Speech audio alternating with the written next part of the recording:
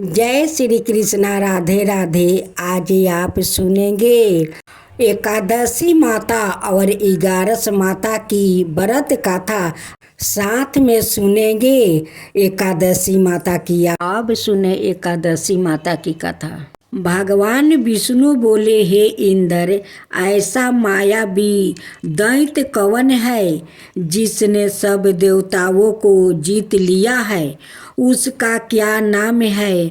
उसमें कितना बल है और किसके आश्रय है और उसका स्थान कहाँ है? यह सब मुझसे विस्तार पूर्वक कहो। भगवान के ऐसे वचन सुनकर इंद्र बोले, हे सबरव्यापी भगवान, प्राचीन समय में चंद्रावती नगरी में नारी जंघ नाम का एक राक्षस था। उसी के महापरिक्रमी और लोक विख्यात मूर नाम का पुत्रा ने सब देवताओं को स्वर्ग से निकाल कर वहाँ अपना अधिकार कर लिया है। वो इंद्र, अग्नि, वरुण, यम, बाहु, ईशा, चंद्रमा, नैतिरथ आदि सबके स्थान पर अधिकार करके और सूर्या बनकर आप ही प्रकाश करता है। सवाए मेघ बन बैठा है और सबसे अजय है। हे असुर निकंदन, उस दुष्टों को मारकर देवताओं को निर्भय बनाइए। इंद्र के ऐसे वचन सुनकर भगवान विष्णु बोले, हे देवताओं, मैं शीघ्र ही तुम्हारे शत्रु का संहार करूँगा। तुम चंद्रावती नगरी को जाओ। इस प्रकार कहकर भगवान सहित सब देवताओं ने चंद्रावती नगरी की ओर प्रस्थान किया। उस समय दैत्यपति मूर दैत्य सेना सहित युद्ध भूमि में गरज रहा था। उस बलवान असुर की गर्जना सुनकर सब देवता भय के मारे चारों दिशाओं में भागने लगे। जब सवाए भगवान विष्णु रणभूमि में आए तो दैत्य उनको भी देख कर अनेक प्रकार के अस्त्र शस्त्र और आयुध लेकर दौड़े। भगवान ने उनको आते देखकर सर्प के समान अपने बाणों से उनके शरीरों को बींध डाला। अनेक दैत्य उनके हाथों से मारा गया। केवल एक मूर ही बाचा रहा। वो अविचल भाव से भगवान के साथ युद्ध करता रहा। भगवान जो भी छीन बाण उसके शरीर में मारते, वो उसके लिए पुष्पा के समान हो जाते। शास्त्रों के प्रहार से उसका शरीर छीन बीन हो गया, परंतु वो फिर भी युद्ध करता ही रहा। अब वो आप से मल्ल युद्ध करने लगा और 10,000 बरस तक उनका मल्ल युद्ध होता रहा, परंतु वो दैत्य भगवान से पराजित ना हुआ। तब भगवान विष्णु युद्ध से थक कर बद्रिका आश्रम चले गए। वहाँ पर एक हेमवती नाम की सुंदर गुफा थी। उसमें विश्राम करने के लिए वो उसके अंदर प्रवेश कर गया। यह गुफा 12 योजन लंबी थी और उसमें एक ही द्वार था। भगवान वहाँ जाकर सो गया। वो दैत्य उनको सोया हुआ देखकर मारने के लिए उद्यत हुआ। वो अभी मारने का प्रयत्न कर ही रहा था कि उनके शरीर से एक अत्यंत प्रभावशाली सुंदर कन्या अस्त्र शस्त्र धारण किए हुए प्रकट हुई और दैत्य के सामने आकर युद्ध करने लगी। वो दैत्य उस बलवान कन्या को देखा आश्चर्य विनीत होकर उसके साथ युद्ध करने लगा। उस कन्या के ऐसे भयानक पराक्रम को देख कर दैत्य विचारने लगा कि इस कन्या को किसने बनाया है जो ऐसा भयानक युद्ध कर रही है। वो ऐसा विचार कर ही रहा था कि उस महादेवी ने उस बलवान दैत्य के रथ को चूर चूर कर दिया और उसके अस्त्र शस्त्र को काट कर टुकड़े टुकड़े कर दिया। तब वो दैत्य महान क्रोध करके मल्लेल युद्ध करने लगा, परंतु देवी ने उसको धक्का मारकर मूर्छित कर दिया। जब वो दैत्य मूर्छित से जागा तो उस देवी ने उसका सिर काट डाला। इस प्रकार वो दैत्य तो पृथ्वी पर गिरकर मृत्यु को प्राप्ति हुआ और बाकी दैत्य डर के मारे पाताल लोक को भाग गया। जब भगवान विष्णु की निद्रा टूटी तो उन्हें मूर दैत्य का काटा हुआ सिर ओ कन्या को दोनों हाथों जोड़कर खड़े देखा।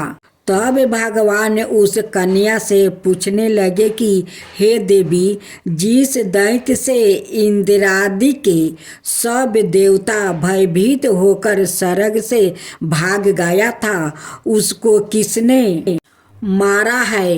वो कन्या कहने लगी कि भगवान, जब आप निद्रा में थे तो यह दैत्य आपको मारने के लिए उद्यत हुआ।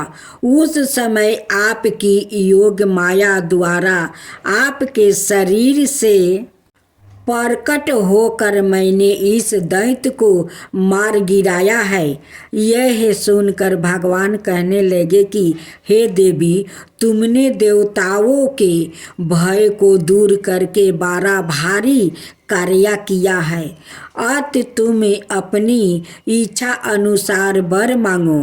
तब वो देवी बोली, हे भगवान, यदि आप मुझे वरदान देना ही चाहते हैं तो यह वरदान दीजिए कि जो कोई भी मेरा व्रत करे उसके सब पाप नष्ट हो जाए और अंत में मोक्ष को प्राप्ति होवे। जो इस व्रत का पुण्य है उसका आधा रात्रि को भोजन करने वाले को मिले और जो एक बार भोजन करे उसको भी आधा फल प्राप्ति हो जाए। मनुष्य भक्ति पूर्वक मेरे व्रत में एक बार भी भोजन ना करे उसको धर्म धन और मुक्ति प्राप्ति हो। भगवान ने कहा, हे कल्याणी, ऐसा ही होगा। मेरे और तुम्हारे भक्ति एक ही होगा और वो अंत में मोक्ष को प्राप्ति करके मेरे लोक को जाएगा, क्योंकि तुम एकादशी को प्रकट हुई हो और तुम्हारा नाम एकादशी ही होगा। तुम मुझे सब तीर्थों से प्रिय हो, इस कारण तुम्हारे व्रत का फल सब तीर्थों से भी अधिक फल देने वाला होगा। ऐसा कहकर भगवान अंतर्ध्यान हो गए और प्रभु के उत्तम वचनों को सुनकर एकादशी माता प्रसन्न हुई। भगवान श्री कृष्णा कहते हैं कि युधिष्ठिर, सब तीर्थों के फल से एकादशी व्रत का फल सर्वश्रेष्ठ है। एकादशी व्रत करने वाले को मैं मोक्ष पद देता हूँ, उसके शत्रुओं का नाश और समस्त विघ्नों का नाश करता हूँ। यह मैंने तुमको एकादशी माता की सब वृत्तांत बतलाया है। एकादशी माता पापों को नष्ट करने वाली है और सिद्धियों की देने वाली है। उत्तम पुरुषों को दोनों पक्ष की एकादशियों समान ही सामना करना चाहिए। कोई भेदभाव नहीं समझना चाहिए। जो मनुष्य इस एकादशी के महात्म्य को पढ़ता अथवा सुनता है उसको अश्वमेध यज्ञ का फल प्राप्ति होता है और वो करोड़ों बरस तक विष्णु लोक में वास करता है, वहाँ भी उसका पूजन होता है।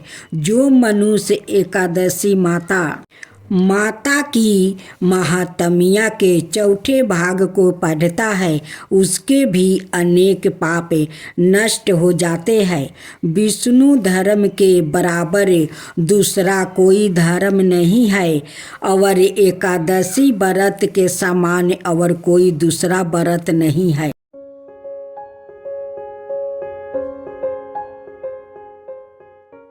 एक गांव था, उस गांव में एक दसोदा नाम की औरत थी। उनकी एक ही बेटा और बहू थे। वो अपना बहू बेटा से बहुत प्यार करती थी। उनकी बहू एक पुत्री के जन्म देती है। दसोदिया बहुत खुश होती है कि मेरे घर में लक्ष्मी आई है, मेरे घर में तो लक्ष्मी आई है। दसोदिया अपना पोती को नामकरण करती है। उनकी नाम सावित्री रखती है। कहती है कि ये तो मेरी सावित्री है। जब दसोदिया का पोती 5 बरस के हो जाती है तब उनकी बेटा का मृत्यु हो जाता है।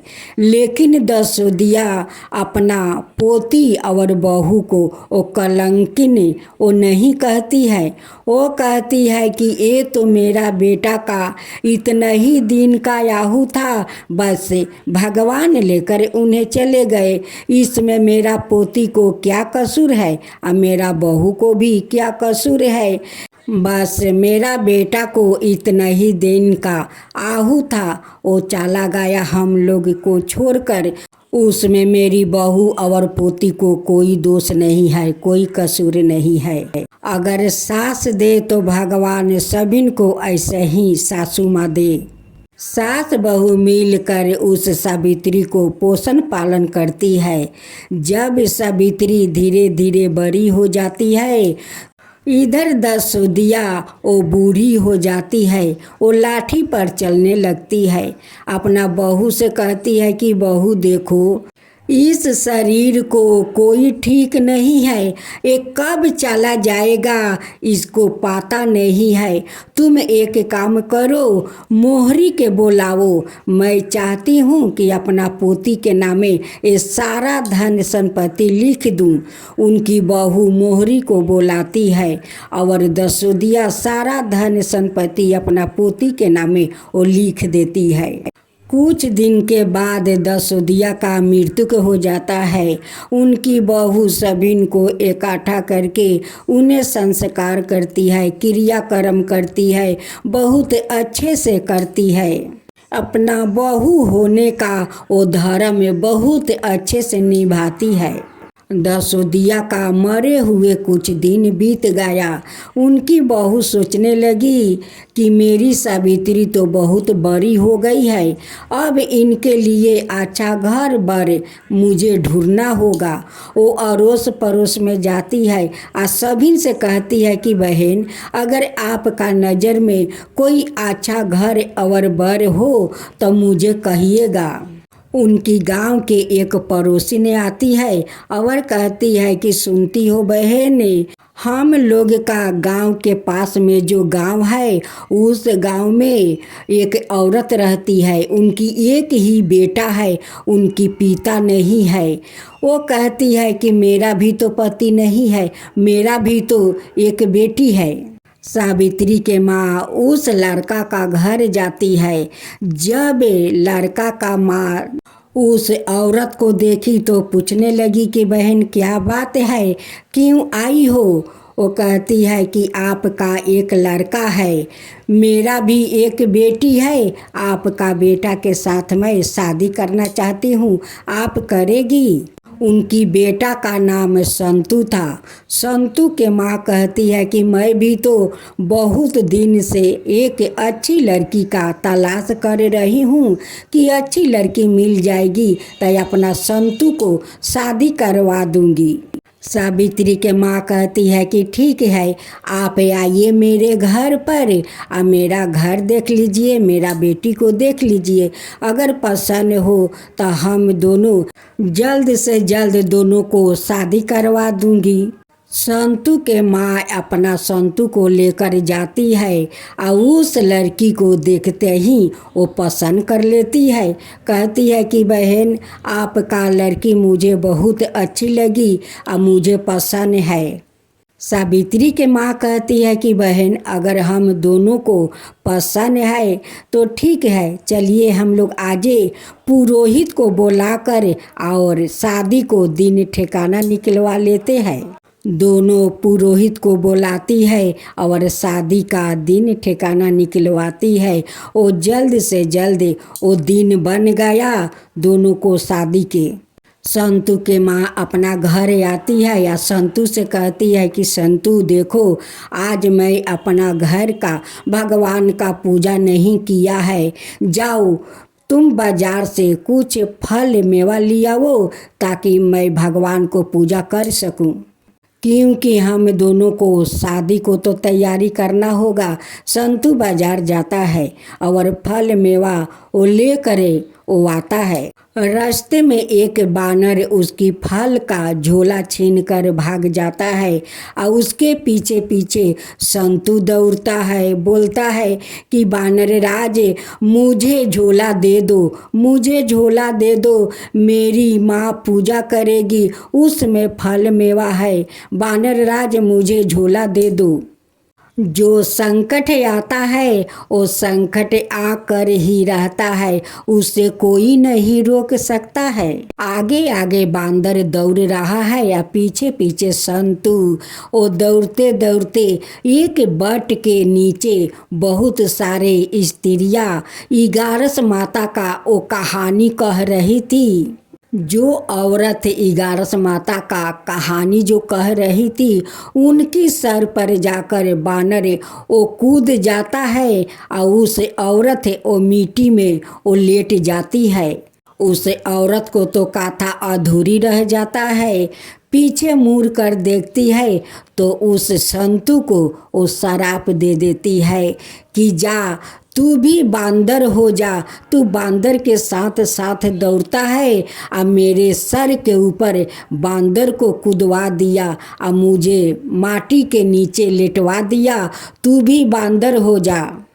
अब तो संतू बांदर बन जाता है और वहीं पर बैठा रहता है। इधर उनकी माँ कहती है कि संतू को कितना देर हो गया, अभी तक बाजार से फल मेवा लेकर नहीं आया, मैं अभी तक अपना भगवान को पूजा नहीं दिया। संतू के माँ अपना बेटा को खोजने निकल जाती है। खोजते खोजते वहीं पर पहुंच जाती है जहाँ पर सारे औरत बैठकर 11 माता का कहानी कह रही थी और उनकी पूजन कर रही थी। वहीं पर उनकी बेटा बांदर रूप में बैठा हुआ था। वहीं पर जाकर संतू के माँ पूछती है कि बहन, आप लोग मेरे बेटा को देखे हैं? उसमें से एक औरत कहती है कि बहन, यही तो आपका बेटा है जो बांदर रूप में बैठा है। वो कहती है कि बहन, आप मजाक करती हो, देखिए कुछ दिन के बाद मेरा बेटा को शादी होने वाला है और मैं उसे बाजार पे ठाया था मेवा फल लाने के लिए कि मैं अपना भगवान को पूजा कर लूं, अभी तक घर लौट कर नहीं आया। उस औरत कहती है कि बहन, मैं झूठ नहीं बोलती हूँ, मैं आज 11 माता का व्रत करती हूँ, उनकी कथा सुन रही हूँ, अब मैं झूठ क्यों बोलूँगी? यही आपका बांदर रूप वो लड़का है। संतू के माँ कहती है कि ये सब कैसे हो गया? उस औरत कहती है कि बहन, ये जे बहन है वो 11 माता का कहानी कह रही थी, आया आपको बेटा इस बांदर को दौड़ाया, वो बांदर आकर उनकी सर पर वो कूद पड़ा और वो माटी में लेट गई। वो गुस्से में आकर आपको बेटा को शराप दे दिया कि तुम भी जाओ बांदर बन जाओ। वो बांदर बन गया। संतु के माँ अपना उस बांदर रूप बेटा को लेकर वहीं पर बैठी है। ग्यारस माता का वो पूरा कहानी सुनती है। तब अपना घर आती है। घर आकर अपना बांदर बेटा को लेकर वो दरवाजे के सामने बैठकर वो रो रही थी। उसी समय ग्यारस माता एक बूढ़ी माता का रूप धारण लेती है और उस संतु के माँ के पास आकर कहती है कि बेटी क्या हुआ, क्यों रो रही है। संतु के माँ कहती है कि माता देखिए मैं क्या करूँ, मेरा ये बेटा को देखिए, ये तो बांदर का रूप हो गया है, इसका शादी 2 दिन के बाद है, मैं क्या करूँ, अब बताइए मैं क्या करूँ माता, मैं क्या करूँ। संतु के माँ कहती है कि माता एक ब्राह्मणी बहन थी, वो ग्यारस माता का कहानी कह रही थी। ना जाने एक बांदर आया और मेरे बेटे के हाथ से झोला छीनकर वो दौड़ पड़ा। वो दौड़ते दौड़ते उस ब्राह्मणी बहन के ऊपर कूद पड़ा और वो मिट्टी में लेट गई। देखिए मेरा बेटा को शराप देकर वो बांदर बना दी है। ग्यारस माता कहती है कि बेटी उस ब्राह्मणी के बारे में तुझे एक कहानी सुनाती हूँ। एक दिन उस ब्राह्मणी ने जंगल में जाकर वो घोर विष्णु भगवान का वो तपस्या कर रही थी। उस ब्राह्मणी का इच्छा थी कि मैं जिसको जो कहूँ उससे पर जाए, इसलिए वो औरत जंगल में जाकर विष्णु भगवान का घोर तपस्या करने लगी। विष्णु भगवान उनकी तपस्या पर प्रसन्न होकर और उन्हें वरदान दे दिया कि जाओ ब्राह्मणी, जो तुम जिसको कहोगी वही पर जाएगा। आज तक उस ब्राह्मणी किसी पर इस्तेमाल नहीं किया था, लेकिन आज पहला बार तुम्हारा बेटा पर वो वरदान का इस्तेमाल किया है। आज देखो तुम्हारा बेटा आज बांदर रूप में है। लेकिन संतु का माँ का पता नहीं था कि जो बात कर रही है वही तो साक्षात ग्यारस माता है। संतु के माँ कहती है कि माता इसका उपाय क्या है, बताइए मैं क्या करूं कि मेरा बेटा अपना रूप में आ जाए। 2 दिन के बाद तो इनकी शादी थी, अब वो लड़की तो इससे शादी नहीं करेगी। ग्यारस माता कहती है कि तू उसका घर जा, उसकी माँ से ये सारे अनहोनी वो जाकर कहे, वो मान जाएगी। अगर उस लड़की तेरा बेटा से शादी कर लेती है तो तेरा बेटा जरूर अपना रूप में वो आ जाएगी, क्योंकि उस लड़की संस्कारी और धार्मिक है। वो ग्यारस माता का वो पूजा करती है, वो बहुत ग्यारस माता को मानती है। अगर वो लड़की शादी कर लेती है तो तेरा लड़का जरूर अपना रूप में आ जाएगा, तुम जाकर उसकी माँ को मना लो। ग्यारस माता वहाँ से चली जाती है और संतु को माँ अपना संतु को लेकर उनकी घर जाती है और उनसे विनती करती है कि बहन अपना बेटी से मेरे बेटे के साथ शादी कर दो तो मेरा बेटा अपना रूप में आ जाएगा। सावित्री के माँ कहती है कि नहीं बहन, मैं अपना बेटी को बांदर से शादी नहीं करूँगी। अपना बेटी को जीवन खराब करना है कि मैं आपको बांदर बेटा से मैं शादी करूँ। बांदर से कोई शादी करता है, मैं हरगिज नहीं शादी करूँगी। सावित्री के माँ कहती है कि मेरी बेटी कोई भगवान नहीं है कि आपको बेटा से शादी कर लेती है तो आपका बेटा मनुष्य रूप में आ जाएगा। वो कोई भगवान नहीं है, वो भी मनुष्य है। संतु को माँ रोती है, गिड़गिड़ाती है, उसे विनती करती है कि बहन कर लो, मेरा बेटा को जीवन बचा लो, मेरा बेटा को जीवन बचा लो बहन, अपना बेटी से शादी कर दो। बांदर रूपी संतू जाकर उनकी लड़की को वो चादर पकड़ लेता है और बैठ जाता है। अब उनकी ऐसा हालत देखकर सावित्री को उन पर माया आ जाता है।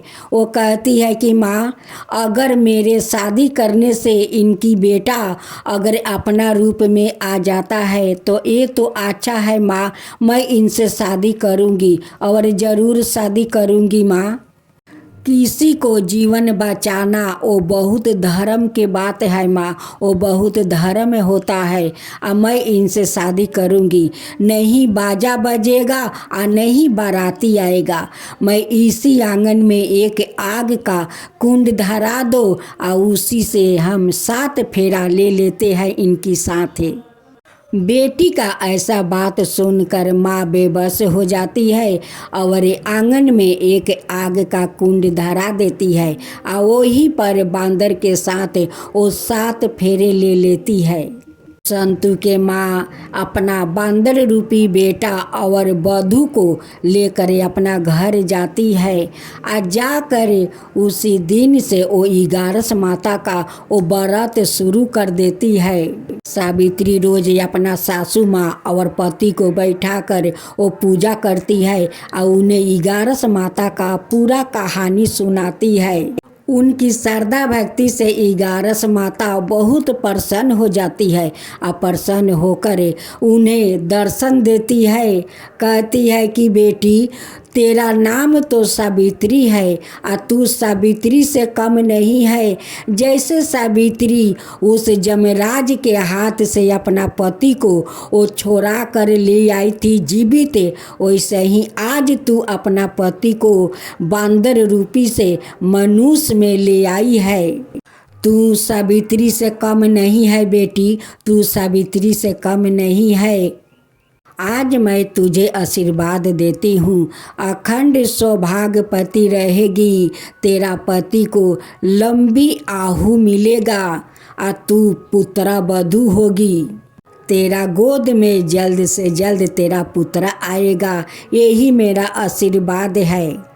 संतू के माँ कहती है कि बेटी, तू सावित्री से कम नहीं है। आज तेरे कारण देख 11 माता को दर्शन हुआ। तू 11 है बेटी, तू सावित्री है। वो खुशी का उनकी ठिकाना नहीं है। वो दोनों को अपना गले लगा लेती है और सास बहू हर माहे की 11 माता का वो व्रत करने लगी। 11 माता का वो कहानी सभी को सुनाने लगी। तो हे 11 माता, जैसे आप उस ब्राह्मणी पर कृपा किया, उस सावित्री पर कृपा किया, वैसा ही सब पर कृपा कीजिए। हे माँ 11 सब पर कृपा कीजिए। 11 माता की जय हो, 11 माता की जय हो। एकादशी की आरती। ओम जय एकादशी माता, जय एकादशी माता। विष्णु पूजा मरत को धारण कर सकती, मुक्ति पाता तेरे नाम गिनाऊं देवी। भक्त तन परिधान करनी, गुण